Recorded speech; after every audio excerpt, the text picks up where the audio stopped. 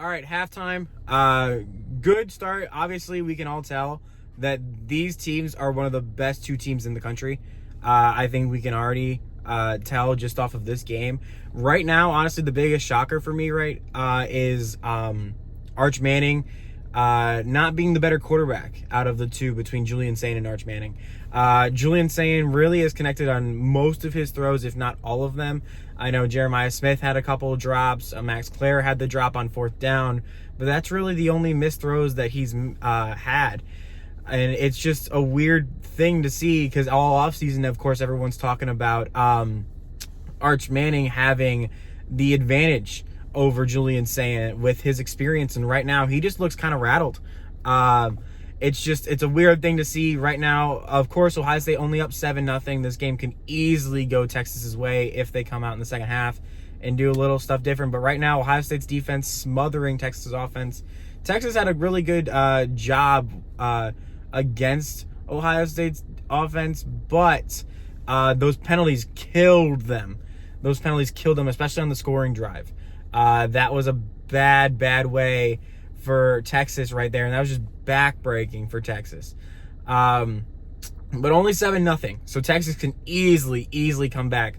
Right now, these defenses look like they have not skipped a beat from last year. Maybe Ohio State has a little bit of trouble of stopping the run. Maybe that is their weakness.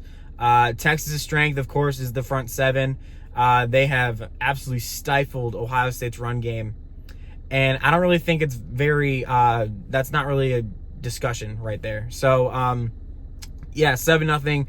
That, and even on Ohio State's goal, the first and goal, second and goal, third and goal, fourth and goal, Ohio State had to take it all the way to fourth and goal to finally actually get into the end zone, which is not really a thing. Everyone, especially me watching the game, of course I'm not there, but watching the game, I could just feel myself tensing up, because Ohio State's strength is not their goal line offense. That is not one of their strengths. For Ohio State, you pass. Of course, everyone was really talking about big plays for Ohio State, but there really weren't any. Julian Sayin kind of missed Jeremiah Smith on the first drive of the game, but I mean, whatever. That was a first down, but Max Clare just kind of dropped it. But yeah, this is a really close game. I feel really good about Ohio State's offensive line. They're giving Julian Sayin time. A little bit suspect in the run game, but that's really not Ohio State's strength when it comes to their running attack. It's more on the boundary. Ohio State has a good run game, but between the tackles, it's really not that great. It's just you got to get those runs to the outside if you're Ohio State. This game plan of just running it up the middle. It's not going to work against this Texas team. I don't really think they're going to wear out. So we will definitely see. This could easily be. I could be back here after the game, and it could easily be a Texas win. But right now, Ohio State, they look like the better team, especially if Arch Manning is going to play like he's been playing in the first half. Ohio State looks like the better team. Julian Sayin looks like a really good quarterback. And honestly, if Julian Sayin looks this good, that's really good for Lincoln Kienholz. If Julian Sayin looks this good right now, this is just halftime. But if Julian Sayin is going to play consistently like he has been, and this quarterback battle went on as long as it did, that could definitely be a great thing for a team that maybe if Lincoln Kienholz does transfer out, that could be really good for a team that picks him up. Not wishing that on Lincoln Kienholz. If he stays at Ohio State and he becomes a successful quarterback, great. But if not, and he does go, if he's like a Joe Burrow and he goes to an LSU and gets them over the hump, a team like that, that's kind of a quarterback away from making a run.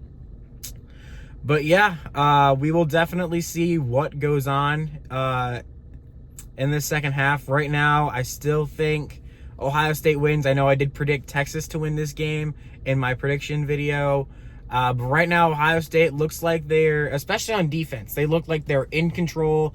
Now, if Texas's defense stifles Ohio State like they have been, that very well could be an advantage for Texas, because that Ohio State defense, if they're going to just keep being put on the field in the spots that they have been, they're going to wear out at some point, and Texas is going to be able to hit those long runs or hit those long passes.